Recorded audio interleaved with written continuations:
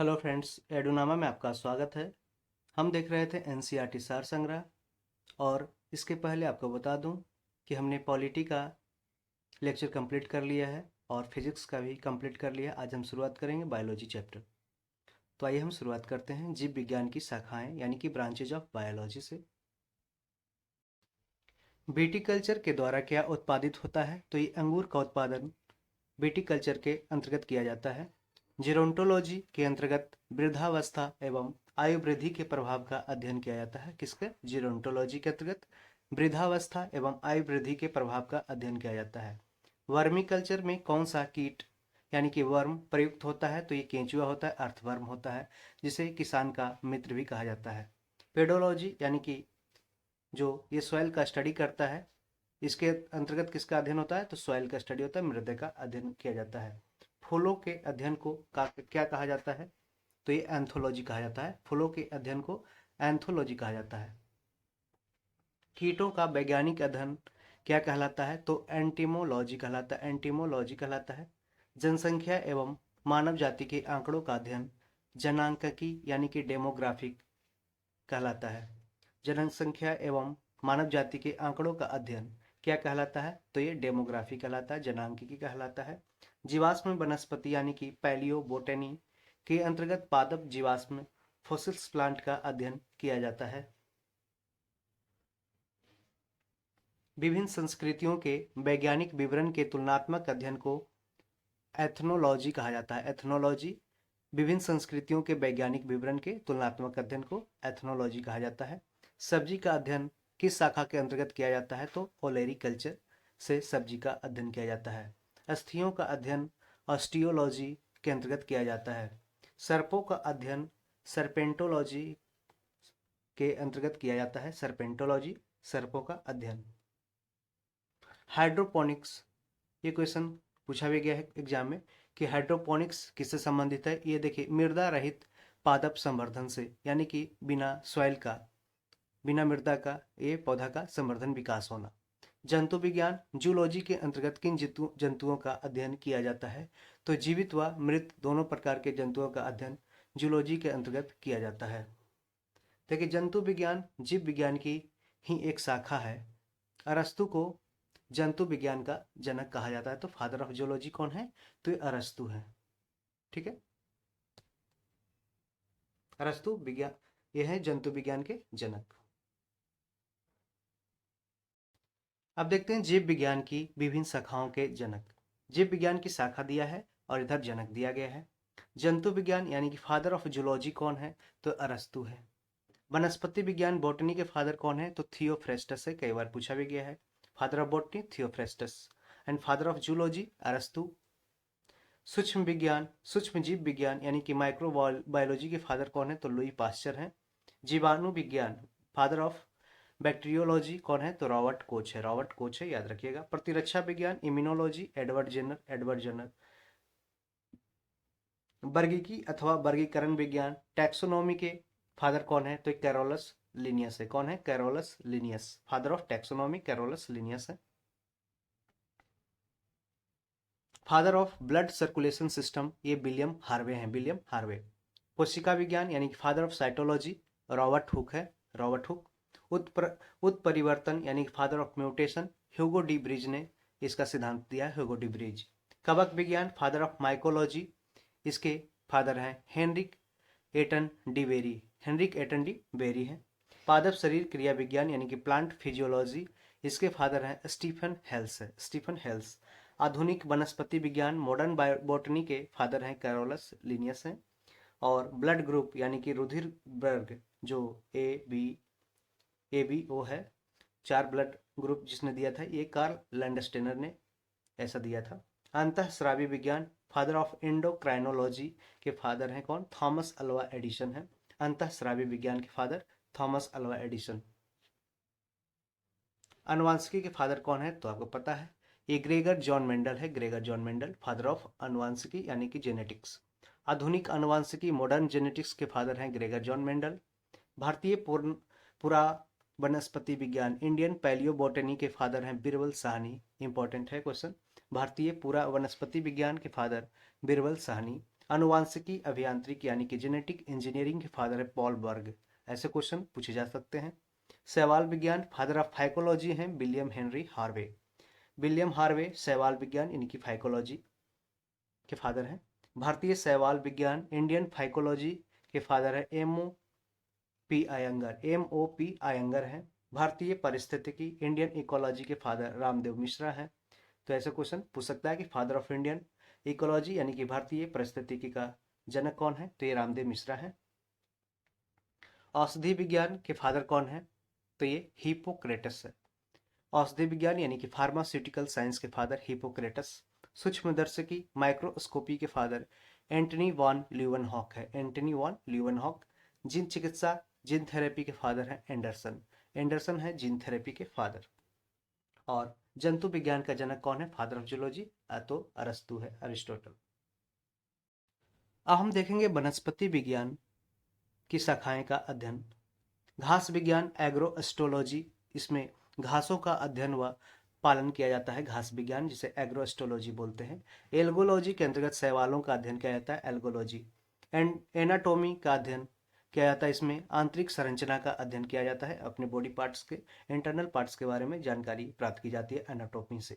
Anthology, इसमें फूलों का अध्ययन यानी कि पुष्पों का अध्ययन एंथोलॉजी में किया जाता है। जीवाणु विज्ञान बैक्टीरियोलॉजी में जीवाणुओं का अध्ययन किया जाता है, बैक्टीरिया का स्टडी किया जाता है। ब्रोयोलॉजी, ब्रोयोलॉजी के अंतर्गत किया जाता है, ब्रायोफाइटा का अध्ययन किया जाता है, ब्रायोफाइटा का अध्ययन किया जाता है ब्रोयोलॉजी में। केसिडोलॉजी के अंतर्गत पादपों में जो पौधा में है उसमें रोगजन्य गांठों पादप कैंसर का अध्ययन किया जाता है, केसिडोलॉजी के अंतर्गत। डेंड्रोक्रोनोलॉजी के अंतर्गत वृक्षों की आयु का अध्ययन किया जाता है, डेंड्रोक्रोनोलॉजी। डेंड्रोलॉजी में वृक्षों एवं झाड़ियों का अध्ययन किया जाता है डेंड्रोलॉजी में, जबकि इकोलॉजी में पौधों का वातावरण से संबंध का अध्ययन किया जाता है इकोलॉजी में। इकोनॉमिक बॉटनी, इकोनॉमिक बॉटनी इसके अंतर्गत आर्थिक महत्व के पौधों का अध्ययन किया जाता है। एथनोबॉटनी, इसके अंतर्गत आदिवासियों के द्वारा पादपों के उपयोग का अध्ययन किया जाता है, एथनोबॉटनी। फॉरेस्ट्री, इसमें वनों का अध्ययन किया जाता है, स्टडी ऑफ फॉरेस्ट्स। और देख लेते हैं एक्सोबायोलॉजी के अंतर्गत क्या किया जाता है, तो इसमें अन्य ग्रहों पर संभावित जीवों की उपस्थिति का अध्ययन किया जाता है एक्सोबायोलॉजी के अंतर्गत। जेनेटिक इंजीनियरिंग, इसके अंतर्गत कृत्रिम जीन्स यानी कि आर्टिफिशियल जीन्स का निर्माण व स्थानांतरण का अध्ययन किया जाता है। लाइकेनोलॉजी में लाइकेंस का अध्ययन किया जाता है, लाइकेनोलॉजी में लाइकेंस का अध्ययन किया जाता है। माइक्रोबायोलॉजी में सूक्ष्म जीवों का अध्ययन किया जाता है, माइक्रोब्स का अध्ययन किया जाता है माइक्रोबायोलॉजी में। माइकोलॉजी में कवकों का वैज्ञानिक अध्ययन किया जाता है, माइकोलॉजी में, माइकोलॉजी में कवक का वैज्ञानिक अध्ययन किया जाता है। माइकोप्लाज्मोलॉजी, माइकोप्लाज्मोलॉजी में माइकोप्लाज्मा का वैज्ञानिक अध्ययन किया जाता है, साइंटिफिक स्टडी किया जाता है। निमेटोलॉजी के अंतर्गत निमेटोड्स का पादपों के साथ संबंधों का अध्ययन किया जाता है, निमेटोड्स, नेमेटोलॉजी। पेलियोबॉटनी के अंतर्गत पादप जीवाश्मों का अध्ययन किया जाता है, प्लांट फॉसिल्स का अध्ययन किया जाता है, पेलियोबॉटनी। पेलिनोलॉजी के अंतर्गत पराग कणों का अध्ययन किया जाता है, पराग कणों का अध्ययन किया जाता है पेलिनोलॉजी में। पैथोलॉजी में पादप रोगों का उपचार व अध्ययन किया जाता है, पैथोलॉजी में पादप रोगों का उपचार व अध्ययन किया जाता है, किसमें, पैथोलॉजी में। पैरासिटोलॉजी, पैरासिटोलॉजी के अंतर्गत पोषक तथा परजीवियों के संबंध का अध्ययन किया जाता है पैरासिटोलॉजी में। फार्मेकोलॉजी में औषधीय पादपों का अध्ययन किया जाता है, तो जो औषधीय पादप होते हैं उसी का अध्ययन फार्मेकोलॉजी में किया जाता है। फिजियोलॉजी में विभिन्न पादपों के जैविक क्रियाओं का अध्ययन किया जाता है, फिजियोलॉजी में। टेरिडोलॉजी में टेरिडोफाइट्स का अध्ययन किया जाता है, टेरिडोलॉजी में। फाइटोजियोग्राफी, फाइटोजियोग्राफी के अंतर्गत पौधों के वितरण व उसके कारणों का अध्ययन किया जाता है, मैंने distribution of plants and its causes studies का किया जाता है फाइटोजियोग्राफी में। स्पेस बायोलॉजी के अंतर्गत अंतरिक्ष तथा वायुमंडल में स्थित पादपों का अध्ययन किया जाता है, स्पेस बायोलॉजी में। स्पर्मेलॉजी में बीजों का अध्ययन किया जाता है, स्पर्मेलॉजी में बीजों का अध्ययन किया जाता है। हेलियोथेरेपी पूछ सकता है क्वेश्चन, सूर्य के प्रभाव से चिकित्सा करने की प्रक्रिया को हेलियोथेरेपी बोलते हैं। हाइड्रोपोनिक्स क्या होता है, इस शाखा के अंतर्गत बिना मृदा यानी कि बिना सॉइल के बागवानी की जाती है, मतलब कि कुछ उपजाया जाता है, पौधे उपजाए जाते हैं। अब हम वनस्पति विज्ञान के बाद जंतु विज्ञान की प्रमुख शाखाओं का देखते हैं, कैसे कैसे अध्ययन किया जाता है। एनाटॉमी में विच्छेदन के द्वारा शरीर एवं विविध अंगों की रचना का प्रदर्शन करना एनाटॉमी कहलाता है। एंथ्रोपोलॉजी में मानव जाति के सांस्कृतिक विकास का अध्ययन किया जाता है।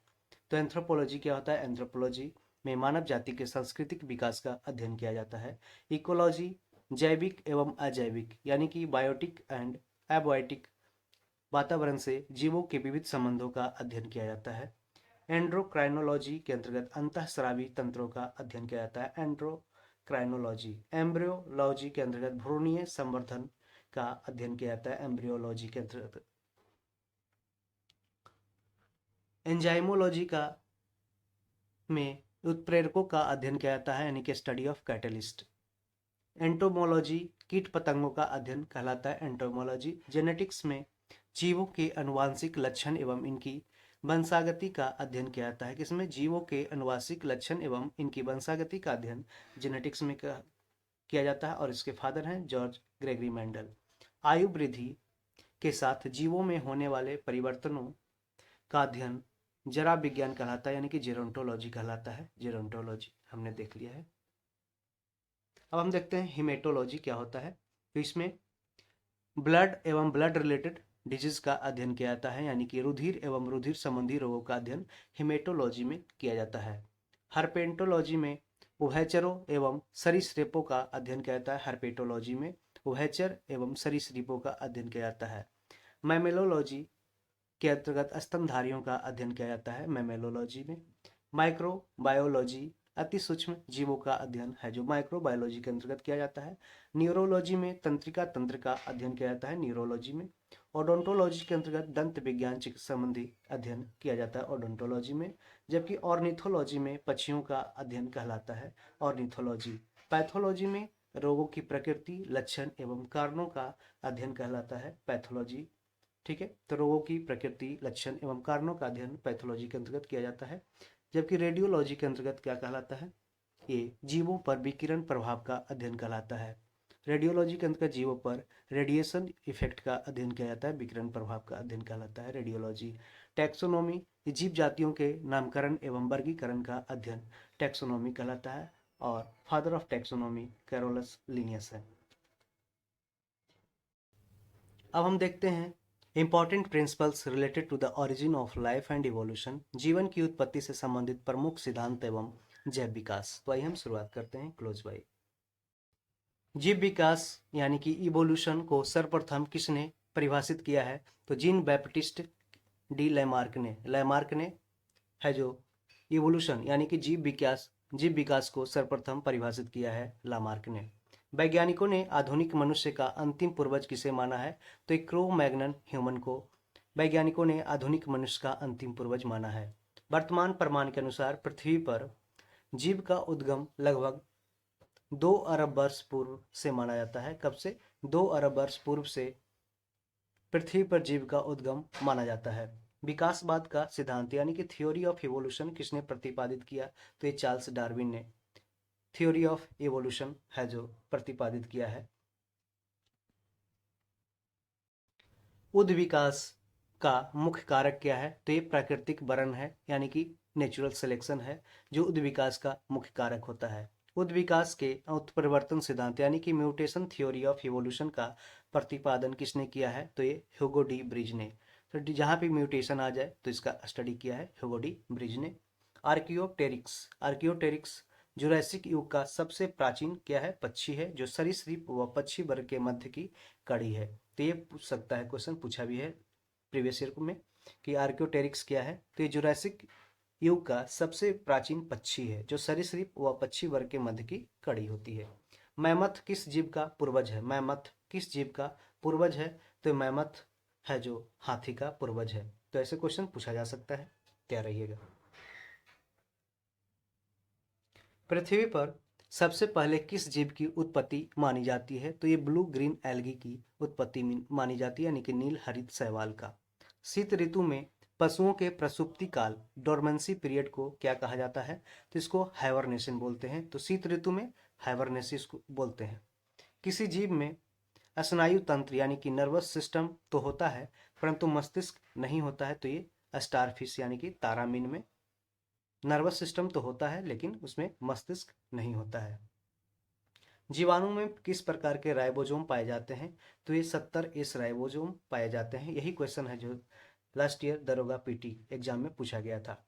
तो बैक्टीरिया में किस प्रकार के राइबोसोम पाए जाते हैं, तो 70 एस राइबोसोम पाए जाते हैं। डायनासोर्स सरीसृप वर्ग में आते थे जिनका उदय मेसोजोइक युग में हुआ था। तो ध्यान रखिएगा, डायनासोर एक सरीसृप यानी कि रेप्टाइल्स वर्ग में आते थे जिसका उदय कब हुआ था, मेसोजोइक पीरियड में हुआ था।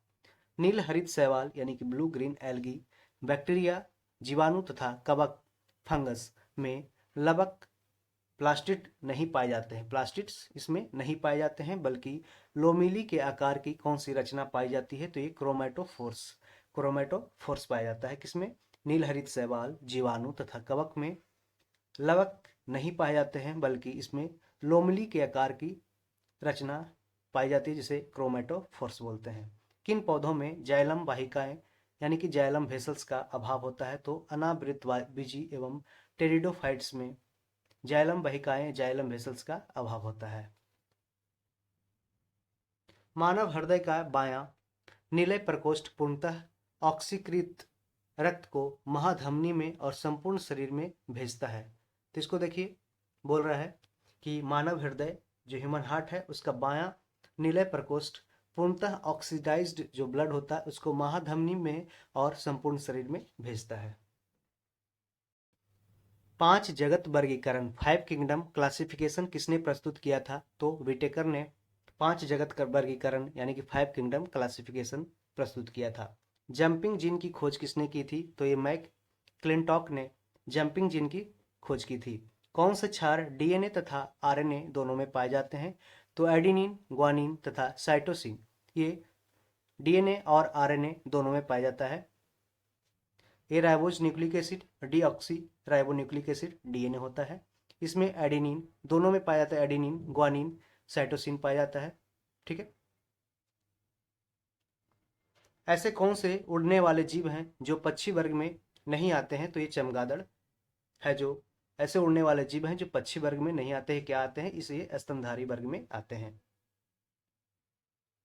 चमगादड़ को उड़ने की क्षमता होते हुए भी पक्षी वर्ग के अंतर्गत नहीं शामिल किया गया है, बल्कि इसे स्तनपायी वर्ग में शामिल किया गया है। वह समूह जिसके जंतु प्रायः रात्रिचर होते हैं यानी कि जो नॉकटर्नल होते हैं, रात में घूमते हैं, तो ये मच्छर हैं, चमगादड़ हैं और उल्लू हैं। ये समूह है जाति के जंतु के जो नॉकटर्नल ही होते हैं, रात्रिचर होते हैं, मच्छर, चमगादड़ और उल्लू। अब जानते हैं कुछ साधारण नाम तथा उनके वैज्ञानिक नाम। Some important common name and its scientific name. मानव का वैज्ञानिक नाम है होमोसेपियंस। होमोसेपियंस। तेंदुआ का पैंथेरा पार्डस। पैंथेरा पार्डस है तेंदुआ का। बाघ का पैंथेरा टिग्रिस है। Tigris, Panthera tigris tiger. शेर का पैंथेरा लियो यानी कि पैंथेरा लियो है लायन का। मटर पी का पाइसम स्टाइबम। पाइसम स्टाइबम किसका, मटर का। बिल्ली का फेलिस कैटस है। फेलिस कैटस है बिल्ली का।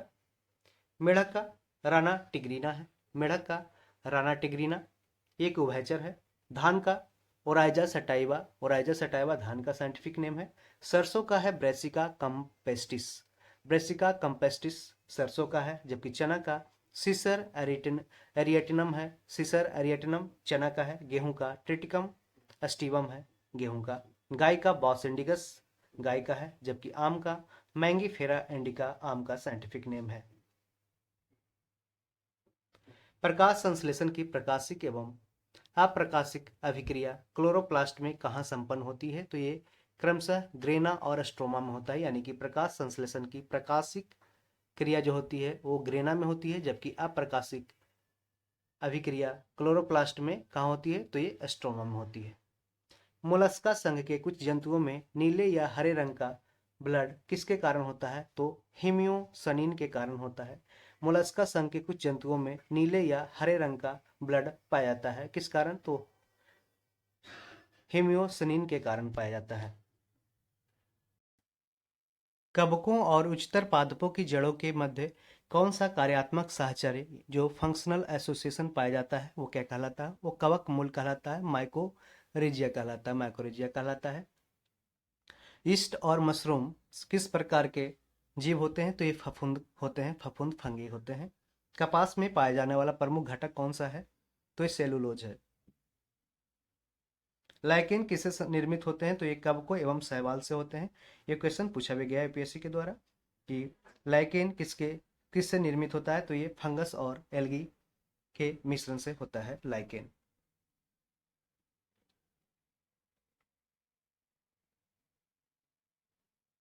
जीवन चक्र की दृष्टि से पौधे का सबसे महत्वपूर्ण अंग कौन सा होता है? तो ये पुष्प होता है, फूल होता है। क्लोरोफिल के निर्माण में कौन सा तत्व महत्वपूर्ण होता है? तो ये मैग्नीशियम क्लोरोफिल के निर्माण में महत्वपूर्ण होता है। अधिकांश कीट किसके द्वारा श्वसन करते हैं? तो ये ट्रैकिया के द्वारा यानी कि बातक तंत्र के द्वारा है जो अधिकांश कीट श्वसन करते हैं। कुनैन आवृतबीजी पादप एंजियोस्पर्मिक प्लांट का उदाहरण है। कौन सा? कुनैन किसका है? आवृतबीजी एंजियोस्पर्मिक प्लांट का उदाहरण है जो सिंकोना नामक पादप की छाल से प्राप्त होता है तथा यह मलेरिया के उपचार के लिए प्रयोग किया जाता है। किसका? कुनैन का। और ये कौन सा होता है? एंजियोस्पर्मिक प्लांट होता है, आवृत वृजी पादप होता है और ये सिंकोना नामक पादप की छाल से प्राप्त होता है। पूछ सकता है किससे होता है? तो ये छाल से होता है और यह मलेरिया के उपचार के लिए प्रयोग किया जाता है कुनैन का। सेब में पाए जाने वाले लाल रंग का क्या कारण होता है? तो एंथोसाइनिन होता है। सेब में पाए जाने वाले लाल रंग का कारण एंथोसाइनिन होता है। टमाटर में लाल रंग किसके कारण होता है? तो ये लाइकोपीन के कारण होता है। शहतूत के फल का वैज्ञानिक नाम सोरोसिस है। सोरोसिस किसका नाम है? तो शहतूत के फल का वैज्ञानिक नाम है सोरोसिस। सर्पों की विष ग्रंथियां जो वेनोम ग्लैंड्स होते हैं किस अंग के समान होमोलगस है यानी किस अंग के समान है? तो ये कशेरुकी प्राणियों की लार ग्रंथियों सलेवरी ग्लैंड्स के समान है। क्या? इस सर्पों की जो विष ग्रंथियां होती है वो। निपेंथिस खासियाना पीचर प्लांट नामक पौधा मुख्यतः भारत के किस राज्य में पाया जाता है? तो ये मेघालय में पाया जाता है pitcher plant. Nepenthes khasiana pitcher plant नामक पौधा मुख्यतः भारत के किस राज्य में पाया जाता है? मेघालय में पाया जाता है और ये घड़ी नुमा आकार का होता है। ठीक है, ये घड़ी नुमा आकार का होता है और इसमें जीव जैसे बैठते हैं तो ये अपने हाँ ये कलियों को मोड़ लेता है जिस कारण से उसको खाना की प्राप्ति होती है। चट्टानों पर उगने वाले पादप क्या कहलाते हैं? तो ये शैलोदभिद कहलाते हैं, शैलोदभिद। चट्टानों पर उगने वाले पादप शैलोदभिद कहलाते हैं। घटपर्णी जो पिचर प्लांट होते हैं घटपर्णी होते हैं, घड़े का आकार का। कीटभक्षी पादप के अंतर्गत आता है। इसकी पत्तियों के पर्ण जो होते हैं वो फलक घट घड़े में रूपांतरित हो जाते हैं। तो घटपर्णी क्या होता है? ये कीटभक्षी पादप के अंतर्गत आता है। इसकी पत्तियों के पर्ण फलक घट घड़े में रूपांतरित हो जाते हैं। कौन सा प्राणी अपनी आंत इंटेस्टाइन में जल का संग्रह करता है? ऊंट। तो पूछ सकता है क्वेश्चन की ऊंट है जो जल का संग्रह कहाँ करता है? तो ये अपने आंत में करता है, इंटेस्टाइन में करता है। सबसे बड़ा कशेरुकी सबसे बड़ा कशेरुकी इनवर्टिब्रेट्स जीव कौन सा है? तो ये कोलोसल स्क्विड है। कोलोसल स्क्विड सबसे बड़ा इनवर्टिब्रेट जीव होता है। ठीक है, जल एवं स्थल दोनों पर रहने वाले जीवों को उभयचर यानी कि एम्फीबियन वर्ग के अंतर्गत रखा जाता है। ठीक है, जैसे कि मेढक मेढक होता है जो एम्फीबियन वर्ग के अंतर्गत आता है। लीची के फलों को किस शाखा के अंतर्गत रखा गया है? तो एक बीजी बेरी के अंतर्गत लीची के फलों को रखा गया है, एक बीजी बेरी के अंतर्गत। हल्दी है जो पौधे के तने स्टेम से प्राप्त होती है तथा उसका खाने वाला हिस्सा क्या कहलाता है? ये प्रकंद कहलाता है, राइजोम कहलाता है। इसको ध्यान रखिएगा। हल्दी पौधे के तने से प्राप्त होती है। हल्दी जो होती है वो पौधे के तने यानी कि स्टेम से प्राप्त होती है तथा उसका खाने वाला हिस्सा प्रकंद राइजोम कहलाता है। लाल मिर्च किसकी उपस्थिति के कारण तीखी होती है? तो कैप्सेसिन के कारण लाल मिर्च तीखी होती है। सबसे बड़ा स्तनपायी जीव कौन सा है? मैमल कौन सा है? तो व्हेल है जो सबसे बड़ा स्तनपायी है। रेशम का कीड़ा सिल्क वर्म अपने जीवन काल की किस अवस्था में वाणिज्यिक तंतु जो कमर्शियल फाइबर्स होते हैं उसका उत्पादन करता है? तो ये प्यूपा अवस्था में करते हैं। रेशम का कीड़ा सिल्क वर्म अपने जीवन काल की प्यूपा जो अवस्था उसका स्टेज होता है, लार्वा से प्यूपा बनते हैं, प्यूपा से फिर वो सिल्कवर्म बनते हैं। तो उसमें वाणिज्यिक तंतु कमर्शियल फाइबर उत्पन्न करता है जब वो प्यूपा अवस्था में होता है। गर्म रुधिर वाले वार्म ब्लडेड या समतापी आइसोथर्मल जंतु के शरीर का तापमान कितना होता है? तो सदैव एक समान होता है। जो समतापी होता है जंतु, उसका जैसे जो वार्म ब्लडेड होते हैं, या जैसे ह्यूमन एक वार्म ब्लडेड है, गर्म रुधिर वाले हैं, इसका सदैव एक समान शरीर का तापमान रहता है, जैसे 98.6 डिग्री फ़ारेनहाइट होता है और 37 डिग्री सेंटीग्रेड अप्रॉक्स होता है। समुद्री घोड़ा सी हॉर्स किस प्रकार के जीव का उदाहरण है? तो ये मछली का है। आप ध्यान रखिएगा, ऐसे क्वेश्चन पूछ देता है कि सी हॉर्स है, समुद्री घोड़ा किस प्रकार के जीव का उदाहरण है? तो ये मछली का उदाहरण है, मछली का। वह कौन सा स्तनपायी है जो अंडे देता है, बच्चे नहीं देता है? तो एक कीड़ना होता है, कीड़ना है जो स्तनपायी है, जो अंडा देता है, बच्चा नहीं देता है। जबकि जबकि जो भी स्तनपायी होता है वो बच्चा देता है। जानने की इच्छा प्रकट करना तथा गूढ़ चिंतन व मनन करना मनुष्य को बानर गुणों से अलग करता है। तो बानर को मनुष्य का पूर्वज माना जाता है, लेकिन मनुष्य में जो क्वालिटी होते हैं, जैसे जानने की इच्छा प्रकट करना तथा गूढ़ चिंतन करना, मनन करना, ऐसे ही मनुष्य को बानर से अलग बनाते हैं। मानव शरीर में पाई जाने वाली सबसे छोटी कोशिका कौन सी होती है? तो ये शुक्राणु होती है, जो मानव शरीर में पाई जाने वाली सबसे छोटी कोशिका होती है। सील किस वर्ग का प्राणी है? तो यह स्तनपायी जो मैमल वर्ग का सील एक प्राणी है। कॉर्क किस पेड़ से प्राप्त होता है? तो ये क्वेरकस क्वेरकस पेड़ से कॉर्क की प्राप्ति की जाती है। डॉल्फिन किस वर्ग के अंतर्गत आता है? तो यहाँ पे ये मछली नहीं है, डॉल्फिन मछली नहीं, याद रखिएगा, ये स्तनपायी है। स्तनपायी है यानी कि मैमल्स है, जो अपने अंडा नहीं देते हैं। मछली मतलब जो अंडा नहीं देते हैं, ये क्या देते हैं? ये जैसे मनुष्य अपने बेबी को पैदा करता है, बच्चा पैदा करता है, उस तरह के बच्चा पैदा करता है।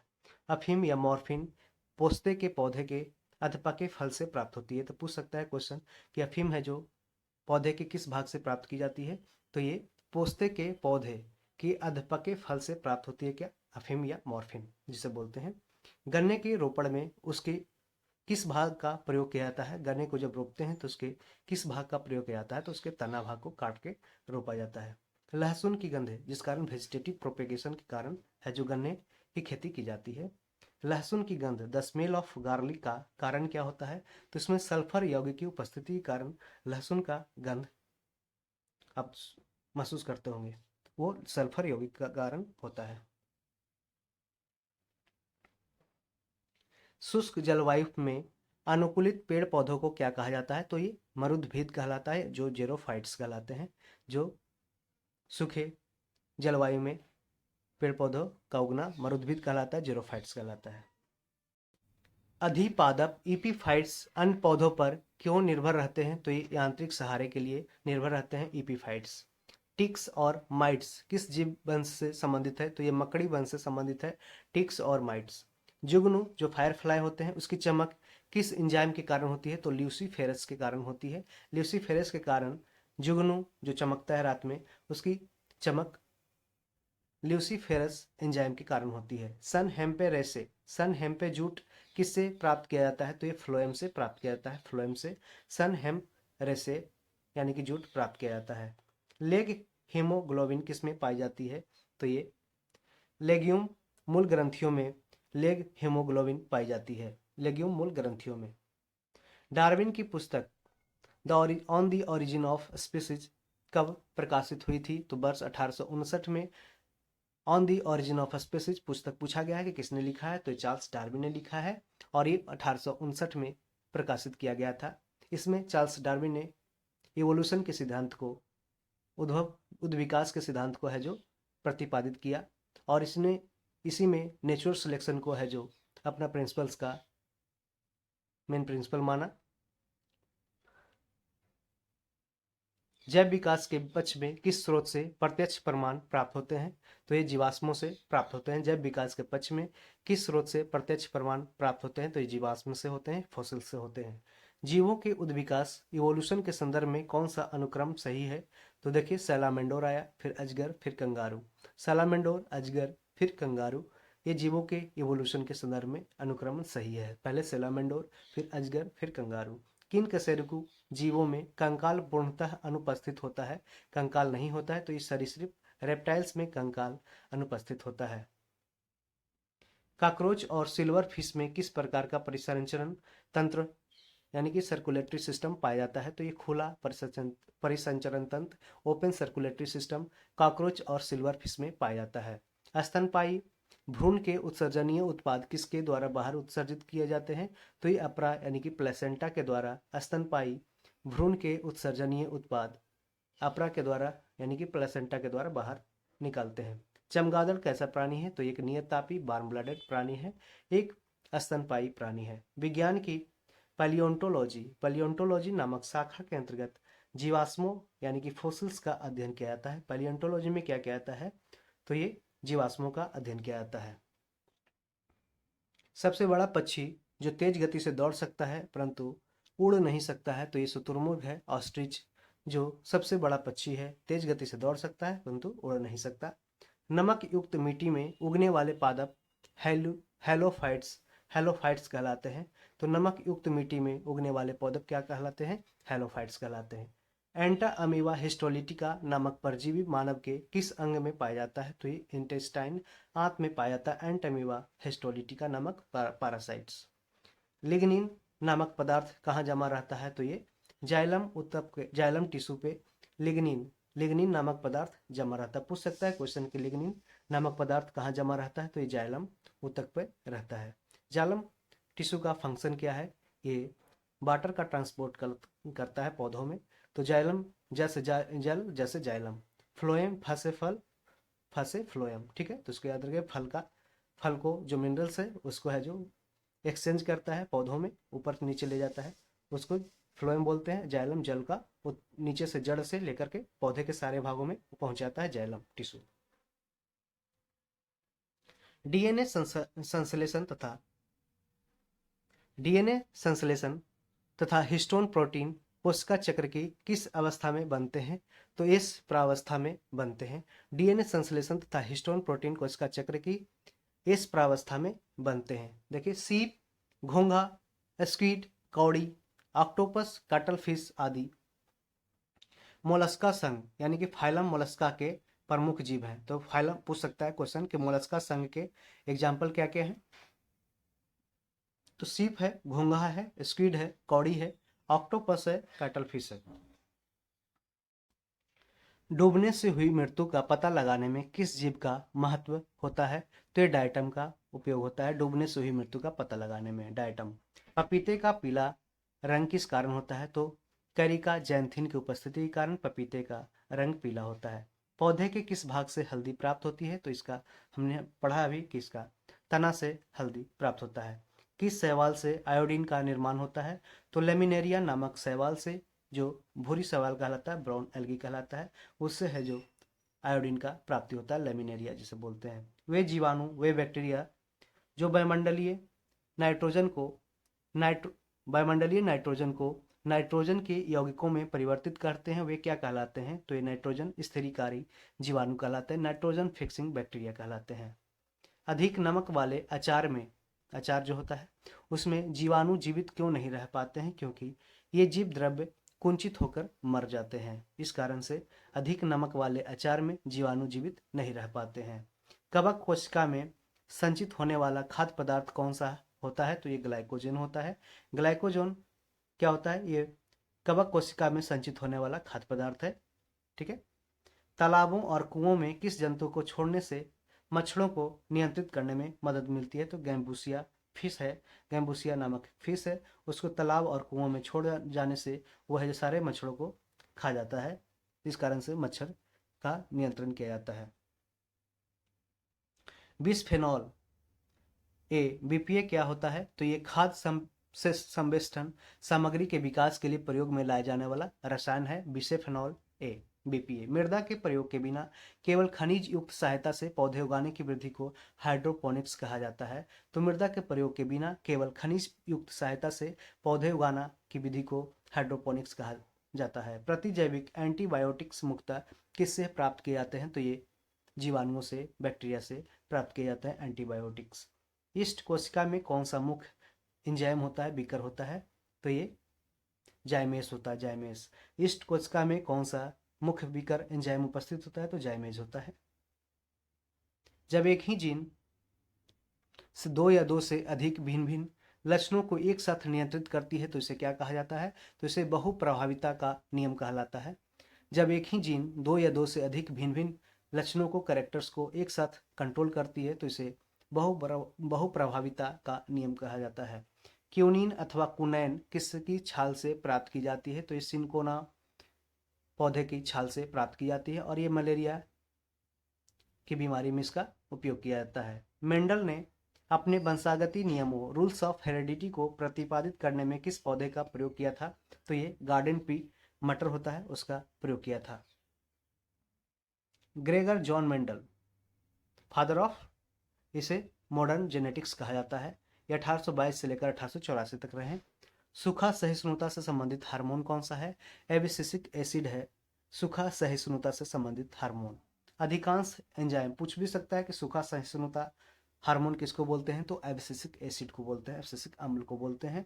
अधिकांश एंजाइम किस ताप पर सर्वाधिक सक्रिय होता है? तो ये 20 से 35 डिग्री सेंटीग्रेड के बीच है जो अधिकांश एंजाइम है जो इस टेम्परेचर पे 20 से 35 डिग्री सेंटीग्रेड के बीच पे ये सर्वाधिक सक्रिय होते, एक्टिव होते हैं। अब हम पढ़ेंगे कोशिका के बारे में। जैव कोशिका के किस कोशिकांग को ऊर्जा घर, पावर हाउस कहा जाता है? तो ये माइटोकॉन्ड्रिया को कहा जाता है। Power house of the cell mitochondria को कहा जाता है।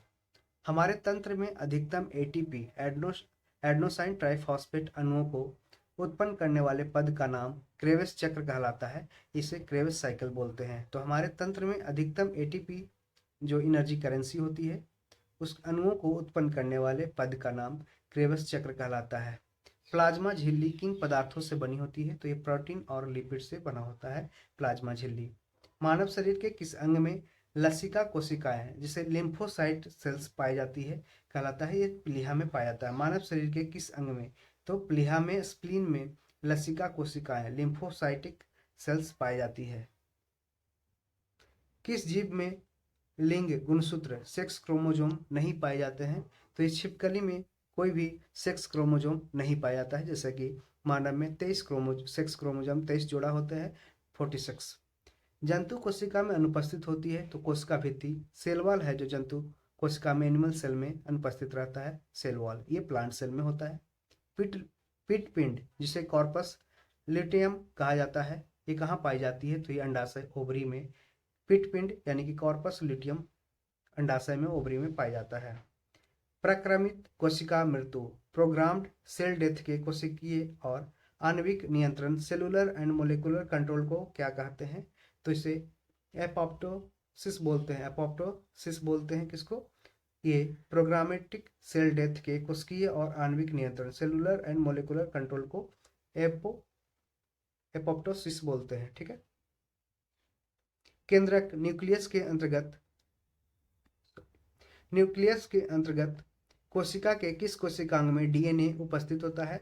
तो हरित लवक तथा माइटोकॉन्ड्रिया में केंद्रक, देखिए केंद्रक न्यूक्लियस में तो माइटोकॉन्ड्रिया डीएनए उपस्थित होता ही, साथ साथ हरित लवक तथा माइटोकॉन्ड्रिया में भी, क्लोरोप्लास्ट और माइटोकॉन्ड्रिया में भी डीएनए उपस्थित होता है। इसको ध्यान रखिएगा, पूछ सकता है तीनों में कि डीएनए किस में उपस्थित होता है? तो ऑप्शन रहेगा न्यूक्लियस, हरित लवक और माइटोकॉन्ड्रिया, तो तीनों में उपस्थित होता है। किसे कोशिका की पाचन थैली कहते हैं? तो लाइसोसोम को कोशिका का पाचन थैली बोलते हैं, डाइजेस्टिव ग्लैंड बोलते हैं, और इसे सुसाइडल बैग भी बोलते हैं, आत्महत्या की थैली, लाइसोसोम।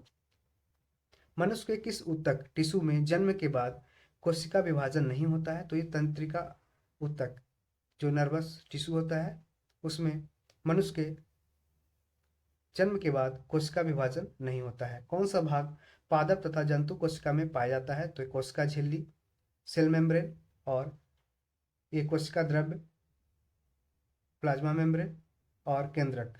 ठीक है। तो कोशिका झिल्ली, कोशिका द्रव्य, केंद्रक, ये पादप और जंतु कोशिका दोनों में पाया जाता है। हाइपरप्लासिया का क्या अर्थ होता है? तो कोशिका के आकार में वृद्धि होना। देखिए हाइपर मतलब होता है कि बहुत ऊपर जाना, हाइपो मतलब होता है बहुत नीचे होना। ठीक है। तो इसे कीवर्ड रहेंगे तो आप ऐसे ध्यान रखिएगा कि हाइपर मतलब बहुत ऊपर, जैसे हाइपर प्लेसर, प्रेशर होता है, हाई प्रेशर, लो प्रेशर। ठीक है।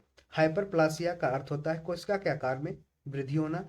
जिन शब्द सर्वप्रथम किसने प्रतिपादित किया था? तो जॉनसन ने जिन शब्द का सर्वप्रथम प्रतिपादन किया था। रिवर्स प्रतिलेखन, रिवर्स ट्रांसक्रिप्शन की खोज किसके द्वारा की गई थी? तो टेमिन एवं बाल्टीमोर के द्वारा रिवर्स ट्रांसक्रिप्शन की खोज की गई थी। जब एक युग्म जीन दूसरे इकाई के प्रभाव को छुपाता है तो इस प्रक्रिया को प्रभाविता कहता है। ठीक है। जब एक युग्म जीन, जो पेयर जीन्स होते हैं, वो दूसरे इकाई के प्रभाव को छुपाता है तो इस प्रक्रिया को प्रभाविता कहलाता है। पुरुषों के शुक्राणु तथा महिलाओं के अंडाणु की निषेचन की क्रिया अंडवाहिनी ओविडक्ट में संपन्न होती है। तो इसको ध्यान रखिएगा कि शुक्राणु तथा महिलाओं के अंडाणु के निषेचन की प्रक्रिया, जो फर्टिलाइजेशन होता है, उसका प्रोसेस अंडवाहिनी ओविडक्ट में संपन्न होती है। कोशिका का जीवित अंश जीव द्रव्य प्रोटोप्लाज्म कहलाता है। यह किससे मिलकर बनता है? तो एक कोशिका द्रव्य केंद्रक द्रव्य के द्वारा कोशिका का जीवित अंश जो प्रोटोप्लाज्म बनता है। कौन सा कोशिकांग प्रोटीन संश्लेषण में सहायता करता है? तो ये राइबोसोम है जो कोशिकांग प्रोटीन संश्लेषण में सहायता करता है। प्रोटीन संश्लेषण में कौन सहायता करता है? राइबोसोम। मानव शरीर में गुणसूत्रों की संख्या कितनी होती है? तो 46 होती है, यानी कि 23 जोड़े होते हैं क्रोमोसोम्स। कौन सा तत्व पौधों की कोशिका भित्ति सेल वॉल की संरचना का घटक है? तो ये कैल्शियम है। तो कैल्शियम पौधों की कोशिका भित्ति सेल वॉल की संरचना का घटक है। सबसे छोटी जीवित कोशिका कौन सी है? तो ये माइकोप्लाज्मा है। कौन सा है? तो सबसे छोटी जीवित कोशिका कौन सी है? माइकोप्लाज्मा है। किसे जीवन का भौतिक आधार माना जाता है? तो जीव द्रव्य को, प्रोटोप्लाज्म को जीवन का भौतिक आधार माना जाता है। कौन सा कोशिकांग केवल वनस्पति कोशिका में ही उपस्थित होता है? तो ये हरित लवक होता है। हरित लवक यानी कि क्लोरोप्लास्ट होता है जो केवल वनस्पति कोशिका में ही उपस्थित होता है। द्विनाम पद्धति के जन्मदाता कौन थे? कैरोलस लिनियस थे। द्विनाम पद्धति के जन्मदाता कौन थे? Carolus Linnaeus. इन्होंने ही टैक्सोनॉमी को प्रतिपादित किया था। दो कोशिकाओं के मध्य पदार्थों का आवागमन किसके माध्यम से होता है? तो ये जीव द्रव्य तंतु प्लाज्मोड्स माटा के द्वारा है, जो दो कोशिकाओं के मध्य पदार्थों का आवागमन किया जाता है। किस तंतु के कोशिकाओं में एकत्रित होने से रंध्र स्टोमेटा खुल जाते हैं? तो ये पोटासियम के। किस तत्व के कोशिकाओं में एकत्रित होने से स्टोमेटा खुल जाते हैं? तो ये पोटासियम के एकत्रित होने से। किस कोशिकांग को ट्रैफिक पुलिस की संज्ञा प्रदान की गई है? तो ये गोल्जी काय को, यानी गोल्जी बॉडीज को है, जो कोशिकांग को ट्रैफिक पुलिस की संज्ञा प्रदान की गई है। तो ऐसे क्वेश्चन है जो पूछ सकता है। प्लाज्मा झिल्ली, प्लाज्मा मेम्ब्रेन किस पदार्थ से बनी होती है? तो ये लाइपोप्रोटीन से बनी होती है प्लाज्मा झिल्ली। प्लाज्मा झिल्ली की संरचना का यूनिट मेम्ब्रेन मॉडल किसने प्रस्तुत किया था? तो ये रॉबर्टसन ने 1959 में प्लाज्मा झिल्ली की संरचना का यूनिट मेम्ब्रेन मॉडल प्रस्तुत किया था। कोशिका भित्ति सेल वॉल की संरचना कैसी होती है? तो ये पारगम्य होती है। पारगम्य होती है। कोशिका भित्ति सेल वॉल की संरचना पारगम्य होती है। विश्व की सबसे छोटी कोशिका माइकोप्लाज्मा गैलिसोपिटकम है। विश्व की सबसे छोटी कोशिका कौन सा है? माइकोप्लाज्मा गैलिसोपिटकम है। विश्व की सबसे बड़ी कोशिका है शुतुरमुर्ग का अंडा, एग ऑफ ऑस्ट्रिच है, जो सबसे बड़ी कोशिका विश्व की है। मानव शरीर में सबसे छोटी कोशिका कौन सी है? सेरिबेलम की granule cell, granule cell of cerebellum, ये मानव शरीर में सबसे छोटी कोशिका होती है। मानव शरीर की सबसे बड़ी कोशिका कौन सी है? तो ये अंडाणु है, ओवम। केवल स्त्रियों में होता है ये मानव शरीर की सबसे बड़ी कोशिका अंडाणु, केवल स्त्रियों में होता है। मानव शरीर की सबसे लंबी कोशिका कौन सी है? तो ये न्यूरॉन्स है, न्यूरॉन्स। पुरुषों में सबसे छोटी कोशिका कौन है? शुक्राणु है। पुरुषों में सबसे छोटी कोशिका शुक्राणु है। सबसे बड़ी पादप कोशिका का नाम क्या है? कार्लेपोटैक्सीफोलिया। सबसे बड़ी पादप कोशिका कार्लेपोटैक्सीफोलिया है। अब हम शुरुआत करते हैं पोषण न्यूट्रिशन चैप्टर को। मानव शरीर में किस पोषक तत्व की कमी के कारण शारीरिक वृद्धि है जो धीमी हो जाती है? तो ये प्रोटीन की कमी के कारण मानव शरीर में शारीरिक वृद्धि है जो धीमी हो जाती है। विटामिन ए का मुख्य स्रोत क्या होता है? ये गाजर है जो विटामिन ए का मुख्य स्रोत होता है। प्रोटीन एवं वसा दोनों की प्रचुरता किस खाद्य पदार्थ में होती है? तो ये मूंगफली में होती है। प्रोटीन और वसा दोनों की प्रचुरता पाई जाती है मूंगफली में। शरीर में त्वचा के नीचे विद्यमान जो वसा होती है, फैट होता है, उस शरीर की उष्मा के ह्रास के विरुद्ध अवरोधक का कार्य करती है। शरीर में ऊतकों टिश्यूज का निर्माण किस पोषक तत्व से होता है? तो ये प्रोटीन से होता है। प्रोटीन से शरीर में टिश्यूज का निर्माण होता है। किस विटामिन को हार्मोन माना जाता है? तो विटामिन डी को हार्मोन माना जाता है। तो ऐसा क्वेश्चन है जो पूछ सकता है। कौन सा एंजाइम प्रोटीन के पाचन में सहायक होता है? तो ट्रिप्सिन एंजाइम प्रोटीन के पाचन में सहायक होता है। सामान्य क्रियाशील महिला के लिए प्रोटीन की उपयुक्त दैनिक मात्रा कितनी होनी चाहिए? तो लगभग 45 ग्राम। सामान्य क्रियाशील महिला के लिए प्रोटीन की उपयुक्त दैनिक मात्रा होनी चाहिए लगभग 45 ग्राम। स्तनपान करवाने वाली मां को प्रतिदिन आहार में लगभग 70 ग्राम प्रोटीन की आवश्यकता होती है। कितनी? 70 ग्राम प्रोटीन की आवश्यकता होती है। लार सलाइवा किसके पाचन में सहायता करता है? तो ये स्टार्च के पाचन में सहयोग करता है। कौन? सलाइवा, लार। आलसी या तीसी, लिंसिड जिसे बोलते हैं, किसका प्रचुर स्रोत है? तो ओमेगा 3 फैटी एसिड का, ओमेगा 3 बसीय अम्ल का प्रचुर स्रोत है अलसी यानी कि तीसी। मानव शरीर में पाचन की अधिकांश क्रिया किस अंग में संपन्न होती है? तो ये छोटी आंत में। मानव शरीर के पाचन की अधिकांश क्रिया छोटी आंत में संपन्न होती है। मांस की तुलना में मछली को सुपाच्य और लाभदायक क्यों माना जाता है? तो बहु असंतृप्त वसा अम्ल की उपस्थिति के कारण मांस की तुलना में मछली को सुपाच्य और लाभदायक माना जाता है। दूध किस बैक्टीरिया के कारण खराब हो जाता है? तो लैक्टोबैसिलस बैक्टीरिया के कारण दूध है जो खराब हो जाता है। फास्फोरस है जो शरीर में अम्लीयता, एसिडिटी एवं क्षारीयता, अल्केलाइनिटी के मध्य संतुलन बनाए रखता है। कौन सा? ये फास्फोरस। पूछ सकता है कि कौन सा ऐसा एलिमेंट है, कौन सा तत्व है जो शरीर में अम्लीयता, एसिडिटी और क्षारीयता, अल्केलिनिटी के मध्य संतुलन बनाए रखता है? तो ये फास्फोरस है।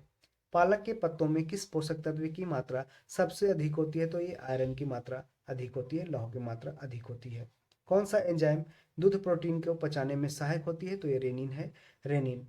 रेनिन एंजाइम दूध प्रोटीन को पचाने में सहायक होती है। मानव शरीर में विटामिन ए किस अंग में भंडारित होता है? तो ये लीवर में, यकृत में विटामिन ए का भंडारण मानव शरीर में होता है। अधिकांश प्राणियों के जीवित पदार्थ का लगभग 80% पदार्थ क्या होता है? तो ये प्रोटीन होता है। कौन सा होता है? तो अधिकांश प्राणियों के जीवित पदार्थ का लगभग 80% पदार्थ है जो प्रोटीन होता है।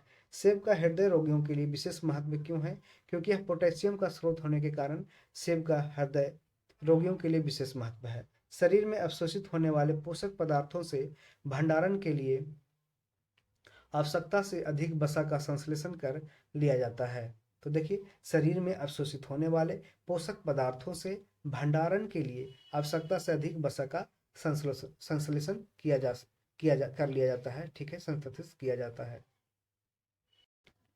दूध में प्रोटीन और कार्बोहाइड्रेट के अतिरिक्त कैल्शियम और पोटेशियम तत्व सम्मिलित होते हैं। तो ऐसे क्वेश्चन पूछे जाते हैं कि दूध में क्या पाया जाता है, जिसे विटामिन सी बीपीएससी के द्वारा पूछा गया था कि दूध में विटामिन सी नहीं पाया जाता है। तो दूध में प्रोटीन और कार्बोहाइड्रेट के अलावा कैल्शियम होता है, पोटासियम भी पाया जाता है। विटामिन सी इसमें नहीं होता है। प्रोटीन की अधिकतम मात्रा किस में पाई जाती है? तो सोयाबीन में प्रोटीन की अधिकतम मात्रा पाई जाती है। अल्फा केरेटिन नामक प्रोटीन शरीर के किस अंग में पाया जाता है? तो ये स्किन में, त्वचा में अल्फा केरेटिन नामक प्रोटीन पाया जाता है। गेहूं में कौन सा प्रोटीन पाया जाता है? तो ये ग्लूटेन गेहूं में पाया जाता है। ग्लूटेन नामक प्रोटीन गेहूं में पाया जाता है। गाय का दूध कैरोटीन की उपस्थिति के कारण हल्के पीले रंग का होता है। तो गाय का दूध हल्के पीले रंग का कारण क्यों होता है हल्के पीले रंग का? तो कैरोटीन के कारण। दूध का श्वेत रंग किसकी उपस्थिति के कारण होता है? तो कैसीन नामक प्रोटीन के कारण दूध का श्वेत रंग होता है, व्हाइट होता है दूध। किसमें विटामिन सी की मात्रा सर्वाधिक होती है? तो ये आंवला में विटामिन सी सर्वाधिक होती है। विटामिन डी का प्रमुख क्या स्रोत है? तो सूर्य की किरणें है जो विटामिन डी का प्रमुख स्रोत है। किन विटामिनों का निर्माण हमारे शरीर में होता है? तो विटामिन डी एवं B3 का निर्माण हमारे शरीर में होता है। तो कौन सा ऐसा विटामिन है, पूछ सकता है, कि जिसका निर्माण हमारे शरीर में होता है? इस विटामिन डी है और विटामिन B3। कौन सा विटामिन किसी स्वप्न को पर्याप्त अवधि तक याद रखने में सहायक होता है? तो विटामिन बी है जो कोई भी सपना को पर्याप्त अवधि तक याद रखने में सहायक होता है। Vitamin B6। सब्जियों से मुख्यतः हमें क्या प्राप्त होता है? तो विटामिन प्राप्त होता है सब्जियों से।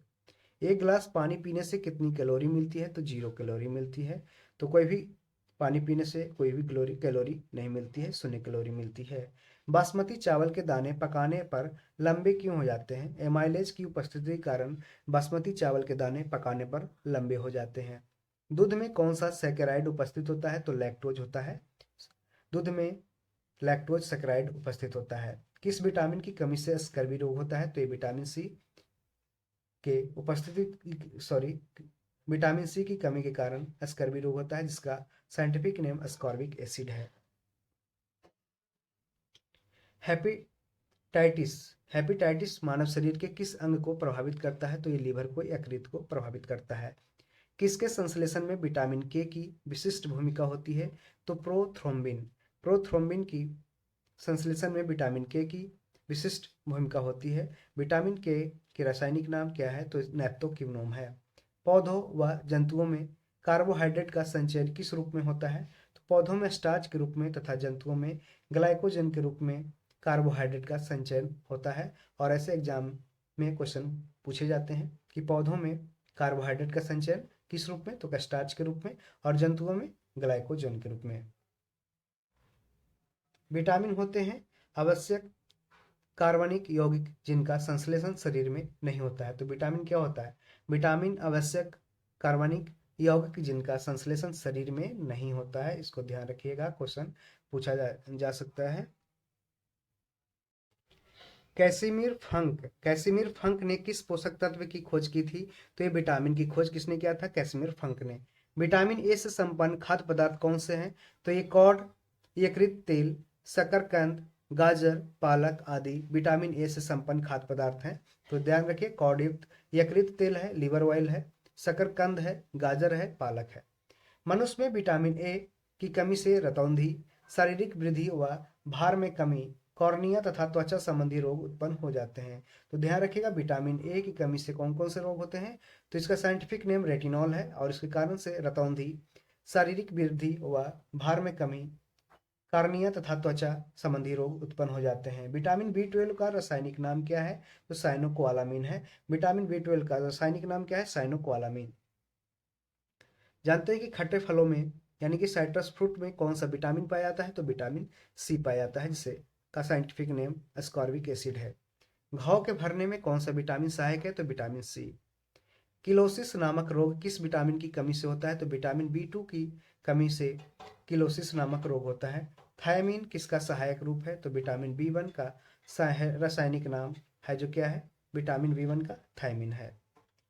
जल में कौन सा विटामिन घुलनशील होता है? तो विटामिन बी और सी। विटामिन बी और सी है जो जल में घुलनशील होता है, जबकि ए डी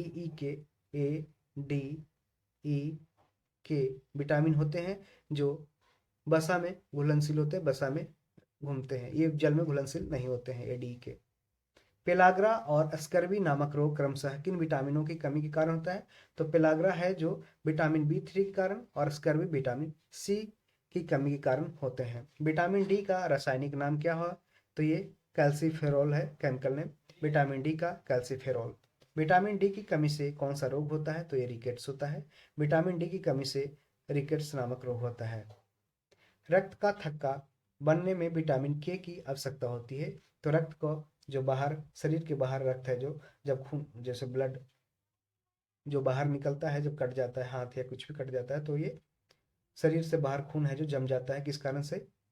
ये विटामिन के की कारण जम जाता है। इसका रासायनिक नाम क्या है? तो नैप्थोक्विनोन है।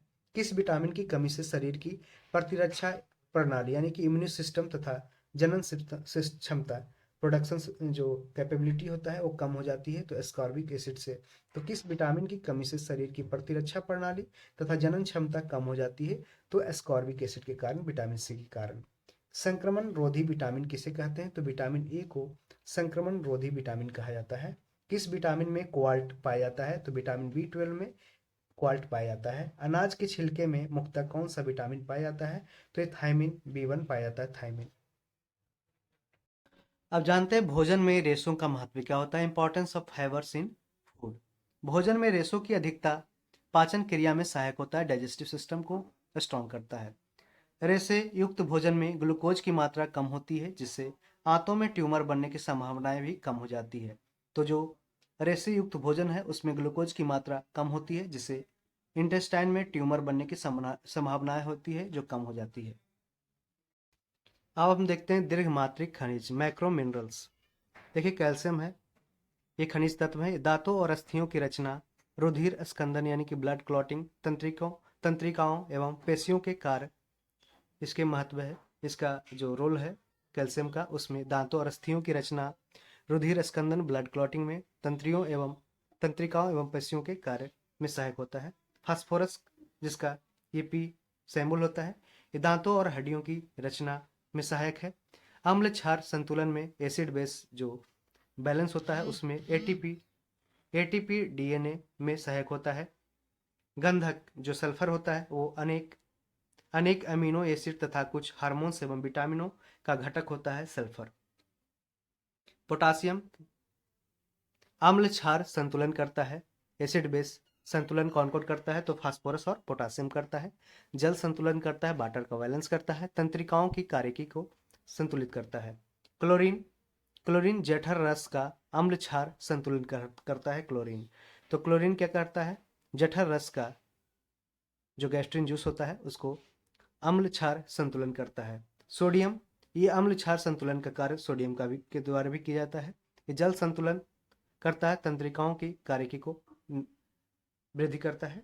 मैग्नीशियम Mg ग्लाइकोलाइसिस तथा एटीपी पर आश्रित अनेक उपापचयी क्रियाओं के एंजाइमों का सह घटक कोफैक्टर है। मैग्नीशियम ग्लाइकोलाइसिस तथा एटीपी पर आश्रित अनेक उपापचयी क्रियाओं के एंजाइमों का सह घटक है मैग्नीशियम।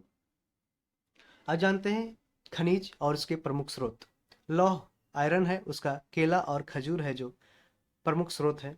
पोटासियम का पालक, ऐसे पालक में आयरन की मात्रा भी सर्वाधिक पाई जाती है। आयोडीन युक्त सामान्य नमक में आयोडीन की मात्रा पाई जाती है। कैल्शियम का स्रोत है दूध और अंडा। कौन सा तत्व किडनी में पथरी को बनने से रोकता है तो मैग्नीशियम है जो किडनी में पथरी यानी कि स्टोन को बनने से रोकता है। कौन सा फल स्कर्वी रोग के उपचार में उपयोगी होता है तो यह आंवला होता है, जो स्कर्वी रोग के उपचार में उपयोगी होता है आंवला।